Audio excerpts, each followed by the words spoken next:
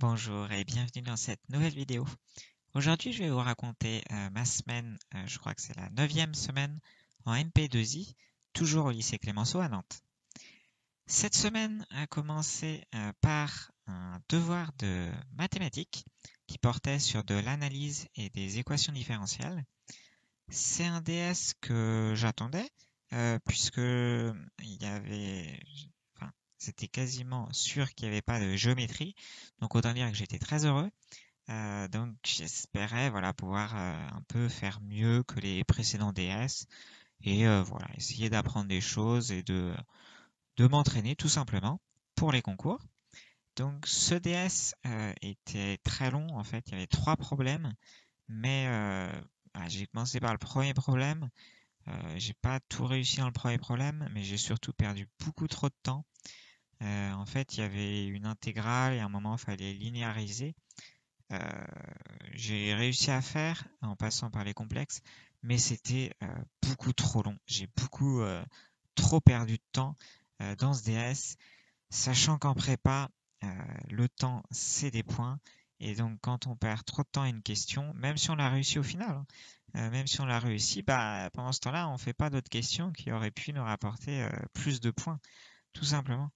Donc, euh, donc c'est un peu dommage, j'ai perdu trop de temps, ce qui fait que quand j'ai attaqué l'exercice 2, je me souviens plus du temps, mais je sais qu'il fallait que j'aille assez vite. Et je crois que j'ai fait une erreur sur une dérivée seconde. Ben, c'est un peu bête de faire des erreurs de calcul comme ça parce que c'est juste, il n'y a pas de difficulté, quoi. C'est juste du calcul. Donc, du coup, c'est dommage, quoi. J'ai perdu du temps. Et après, ça m'a fait perdre, enfin, ça m'a fait faire des erreurs après. Ce qui fait qu'à la totalité du DS, j'ai fait un problème et demi, quoi, sur les trois. Euh, Sachant que, bon, comme j'ai dit, le DS était très long, personne n'a fini. Mais bon, voilà, il faut vraiment que j'apprenne à aller plus vite. Et tout simplement, en fait, quand je me rends compte qu'il n'y a pas de, enfin, qu'il y a une question au bout de peut-être 5 minutes, que soit je bloque, soit je vois un peu comment faire, mais ça va prendre trop de temps. Tout simplement, il faut que je passe. Et voilà, faire d'autres questions. Surtout que dans ce DS-là, en fait, je pouvais faire les trois exercices, enfin, pas en entier, hein, évidemment, enfin en temps limité, pas en entier. Mais bon, voilà, il n'y avait pas d'exercice sur la géométrie où vraiment je peux pas faire grand chose, tout simplement parce que je suis limité mathématiquement. Mais voilà, là je pouvais tout faire, donc du coup c'est dommage. Il fallait vraiment que j'aille plus vite. Euh, mais bon, voilà, c'est quelque chose que je prends conscience. C'est déjà important, c'est un premier point. Mais après, à mettre en pratique, c'est quelque chose de plus difficile. Donc voilà, il faut s'entraîner, je pense, à faire des DS, à faire des annales, à faire des exercices, essayer d'aller plus vite et essayer d'être plus stratégique en devoir. Mais bon, c'est fait. On n'aura pas nos résultats tout de suite, je pense, puisque on a rendu vendredi dernier à notre prof de maths un DS qu'on a fait pendant les vacances. Pardon, un DS, un DM qu'on a fait pendant les vacances. Et en fait, c'est quelque chose que je m'étais pas forcément rendu compte avant. Mais c'est que dans un DM ou dans un DS, personnellement j'écris beaucoup, mais on est autour d'une dizaine de pages, je pense, par étudiant, sachant qu'on est 48. Donc ça fait tout de suite 500 pages à corriger. C'est quelque chose, je sais pas, j'avais pas pris conscience. C'est que pour un prof, en fait, c'est énorme. Ne serait-ce qu'en fait, quand il distribue les copies, quand il rend les copies en classe, ça prend du temps parce que on est 48, donc du coup, faut qu'il se balade d'un côté à l'autre de la classe pour distribuer les copies. Donc si rien que distribuer les copies prend du temps, j'ose pas imaginer tout simplement rentrer les notes sur ordinateur, puisque il faut rentrer, notre prof de maths corrige toutes les copies sur 4 points, donc il faut rentrer toutes les questions, sachant qu'on en a une trentaine, leur affecter des coefficients en fonction du nombre de personnes qui a réussi la question et de sa difficulté intrinsèque. Il faut rentrer une note pour chaque élève dans ces 30 questions, multiplié par 48. Et puis bien sûr, pour rentrer une note à la base, le plus long évidemment, il faut corriger les copies. Je sais pas combien de temps il met en moyenne par copie, mais j'imagine que quand on a 500 pages à corriger pour toute la classe. Rien que lire les pages, c'est long, mais en plus les corriger, etc. Enfin, ça prend un temps qui doit être juste astronomique. C'est quelque chose que je sais pas, j'avais pas emmagasiné quoi. Donc même si bon évidemment je savais que ça se faisait pas comme ça. Mais donc voilà, donc faut qu'il corrige nos DM qu'il n'a pas encore fini de corriger puisqu'on l'a rendu assez tard. Et après faut qu'il corrige notre DS tout simplement. Donc bah voilà, on verra quand j'ai les résultats. C'est pas forcément le plus important en fait d'avoir les résultats en prépa puisqu'on a tellement de notes etc avec l'école et puis les DS quasi toutes les semaines. Mais bon voilà, c'est quand même, on aime toujours bien savoir un peu où on se situe etc.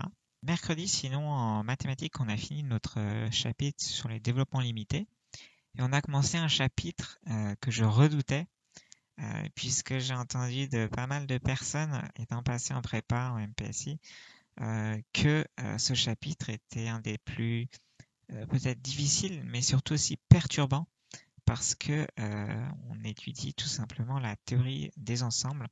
Enfin, ce que notre prof a appelé la théorie naïve des ensembles, puisque ce qu'on a étudié admet certains paradoxes, dont notamment le paradoxe de Russell.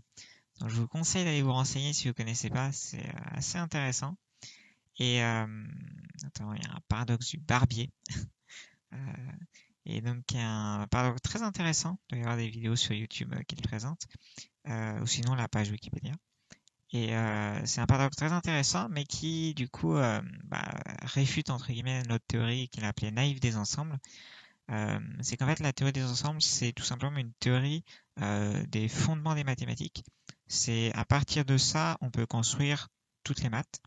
Donc, c'est tout simplement ce qui est le plus reconnu par la communauté mathématique, même s'il y a d'autres théories concurrentes ou d'autres logiques et façons de penser différentes. Je pense notamment aux intuitionnistes ou aux constructivistes.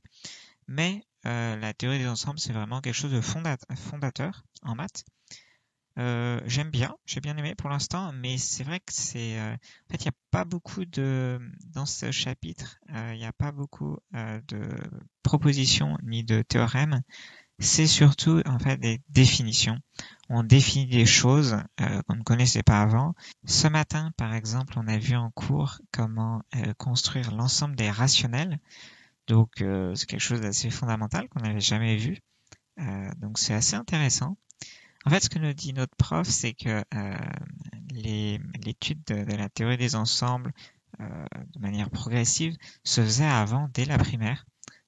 Et ce qui fait qu'en fait, ce qu'on était en train de voir, c'était du niveau 6e ou 5e, je crois, des années 70.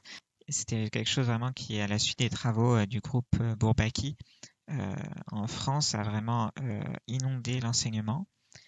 C'était quelque chose du coup d'extrêmement abstrait puisque vraiment c'est la base de tout. Donc quand on travaille sur la théorie des ensembles, puisqu'on peut tout faire après, il faut que ce soit assez général. Donc l'enseignement des mathématiques en France a été, il y a une très bonne page Wikipédia qui explique ça, mais en fait a été assez perturbé et beaucoup d'élèves ont été tout simplement traumatisés par le niveau d'abstraction requis à cause de cet enseignement. Bon, ça a eu des côtés avantageux dans le sens, enfin, en tout cas, ça a été corrélé avec des très bons chercheurs en maths qui ont émergé, puisque la France, pour ceux qui ne le savent pas, c'est un des pays leaders en termes de mathématiques, notamment en termes de médaille Fields, donc qui est la plus haute distinction en maths. La France a reçu le deuxième plus grand nombre de médailles Fields derrière les États-Unis. Je crois avec 12 médailles Fields, si je dis pas de bêtises, ou quelque chose comme ça. Donc voilà, cet enseignement de la théorie des ensembles a peut-être, c'est une corrélation permis d'avoir des grands mathématiciens, mais en contrepartie, ça a dégoûté beaucoup des maths, et donc maintenant on est revenu de ça et on voit plus que la théorie des ensembles, etc. en prépa. Donc voilà, c'est un chapitre très intéressant, mais pas facile puisqu'on aborde beaucoup de nouveaux concepts. Jeudi, on a eu cours de philosophie, le premier depuis la retour des vacances, puisque le jeudi dernier c'était férié, le 11 novembre. Donc, il nous a rendu nos 2 copies, en fait, on avait un DM à faire. C'était un résumé d'un texte à faire et aussi un devoir sur table qu'on a fait le jeudi avant les vacances. Donc, on a fait 2 résumés. Il nous a rendu les 2 résumés. J'ai eu la même note dans les deux, j'ai eu 11. Un résumé, en fait, qu'est-ce que c'est? Tout simplement, c'est qu'on a 2 heures pour résumer tout simplement un texte qui est plus long. Donc, par exemple, en DM, on a eu un texte de l'historien Philippe Ariès sur l'enfance, qui correspond au thème de notre année. Euh, donc, l'idée, c'est de le résumer en 200 mots, plus ou moins 10%, donc entre 180 et 220 mots dans les faits.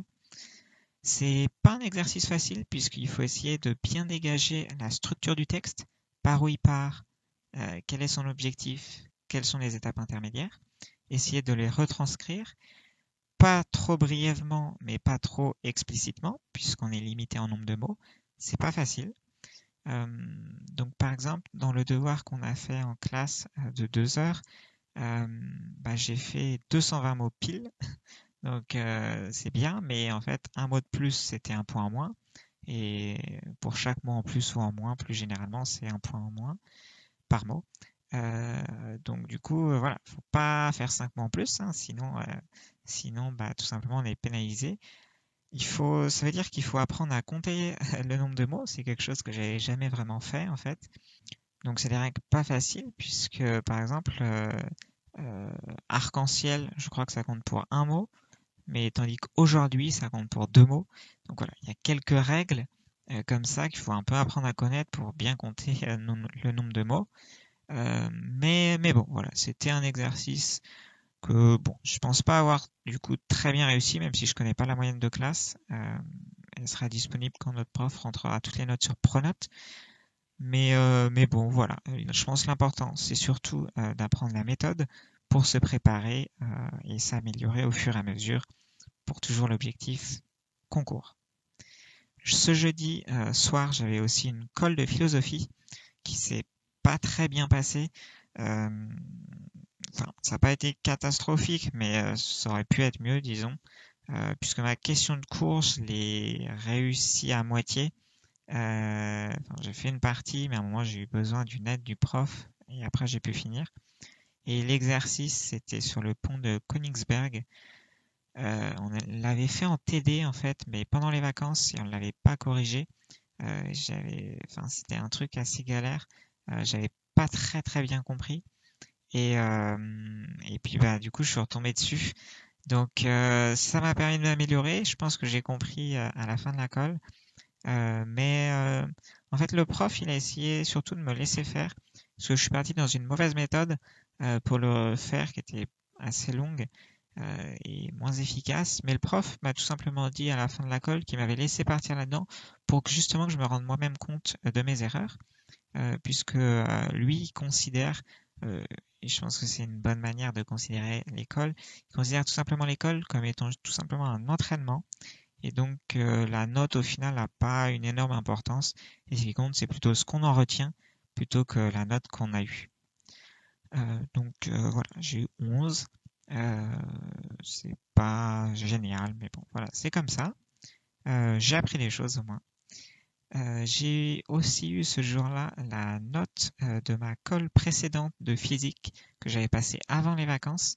J'avais toujours pas eu la note, où j'ai eu 13, donc je vous en avais parlé dans une précédente vidéo, je crois dans la première de cette chaîne.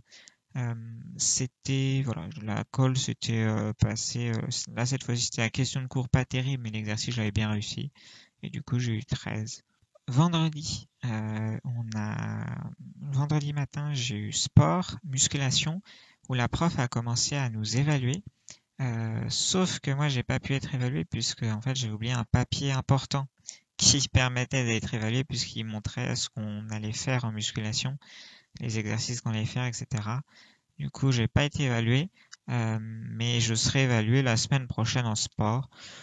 Bon, de toute façon, si on faisait un minimum de travail en sport, on n'aurait pas moins de 10. Donc voilà, c'est plutôt tranquille, ça fait monter la moyenne. Il y a un an, j'aurais pas dit qu'avoir 10 ferait monter ma moyenne, mais là, rien qu'avoir 10, je serais content, je serais preneur. Mais bon, voilà, de toute façon, le sport, c'est pas une note très importante. Et ce vendredi, j'ai eu colle de maths. Euh, En fait, normalement, je devais avoir colle de maths mercredi, mais j'ai échangé ma colle de maths avec un autre étudiant parce que lui, ça l'arrangeait mieux puisque ce vendredi, il n'était pas disponible. Donc, j'ai eu colle vendredi sur les équadifs linéaires du premier ordre. Voilà, j'ai une question de cours, démonstration de la variation de la constante, qui est pas très compliquée en fait, la démo. Et puis après, j'ai eu un premier exercice, plus ou moins d'application du cours, tout simplement une équadif linéaire du premier ordre. Tout ça, on détermine l'équation homogène, une solution particulière justement avec la variation de la constante, et on assemble les deux, et hop, on a notre solution. Donc je l'ai fait assez facilement et surtout assez rapidement. Et après, donc le colleur m'a donné un exercice plus difficile puisqu'il se basait pas juste sur une formule du cours ou quoi. C'était déterminer toutes les fonctions f dérivables telles que f' de x fois f de moins x soit égal à 1. Donc, on avait vu quelque chose de similaire en cours, en TD, mais c'était pas pareil. Et ce qu'on avait vu, en fait, ça m'a un petit peu induit en erreur, puisque là, c'était pas la même méthode pour le résoudre.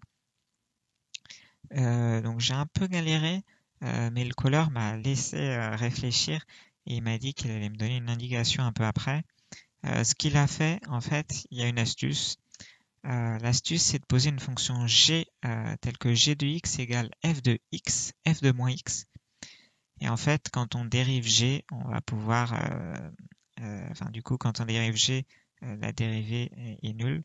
Et du coup, ça veut dire que g est une constante, égale une constante. Et donc, du coup, voilà, en remplaçant, en faisant des trucs, on arrive à transformer l'équation de départ en une équation différentielle qu'on peut résoudre. D'ailleurs, un des petits problèmes, c'est qu'on a beaucoup de constantes en fait dans cette équation différentielle. Mais voilà. J'ai pas terminé l'exercice puisque j'ai déterminé une solution, mais j'ai pas. J'ai fait la synthèse, mais j'ai pas fait l'analyse. Mais parce qu'on avait plus de temps à la fin. Mais le prof a été assez bienveillant puisque dans sa notation, puisque j'ai eu 16, il a reconnu ma maîtrise du cours et ma vitesse pour le premier exercice. Et après, disons qu'il a compris que j'ai un petit peu galéré. Mais donc voilà, donc c'est une bonne note. Mais plus je fais de colle, plus j'ai l'impression que les notes sont quand même assez aléatoires et dépendent du colleur, puisque des fois j'ai l'impression de faire plus de choses et d'avoir des moins bonnes notes. Mais bon, de toute façon, c'est aux oraux des concours, c'est ça. Hein, on tombe sur des exercices ou sur un jury qui sera plus ou moins bienveillant, des exercices plus ou moins difficiles, des exercices où on aura plus ou moins d'idées pour les résoudre. Donc voilà, ça a une part de subjectivité. Ça peut être dommage puisqu'on peut se rater au concours, aux oraux, mais bon, ça peut aussi bien se passer et du coup avoir des bonnes notes. Donc ça peut créer des bonnes surprises. Nous voici donc ce week-end. La semaine prochaine, on n'a pas de DS, puisqu'en fait, on devait avoir un DS de philosophie, mais qui a été tout simplement remplacé par une réunion d'orientation pour notre classe, pour les MP2I.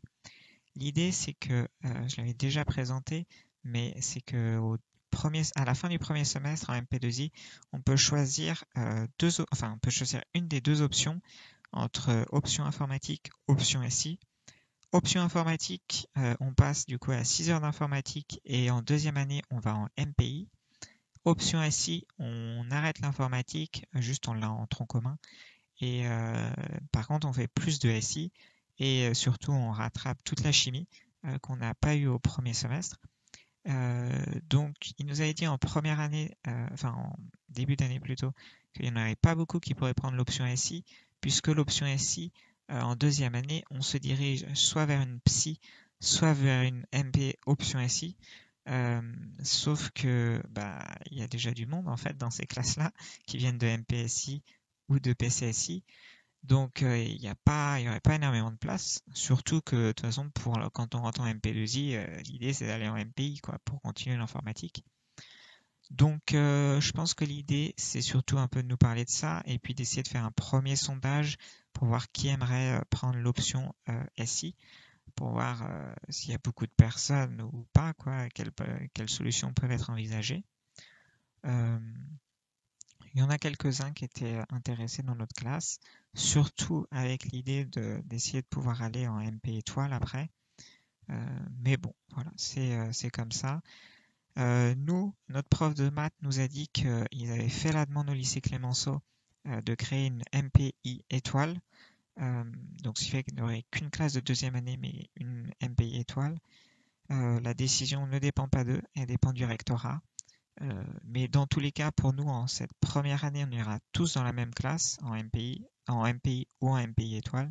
Mais pour les prochaines générations, ceux qui n'auraient pas le niveau pour la étoile, faudrait peut-être qu'ils aillent dans un autre lycée. Ça se fait assez souvent, des échanges entre lycées, en fonction du nombre de lycées qui a des classes étoiles ou pas. Mais bon, voilà, ils ont fait la demande, mais on n'a pas la réponse tout de suite.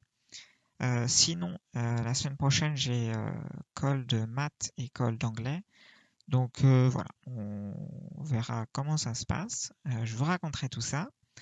Sur ce, je vous laisse. Je vous souhaite une bonne semaine. Travaillez bien, amusez-vous et reposez-vous. À plus.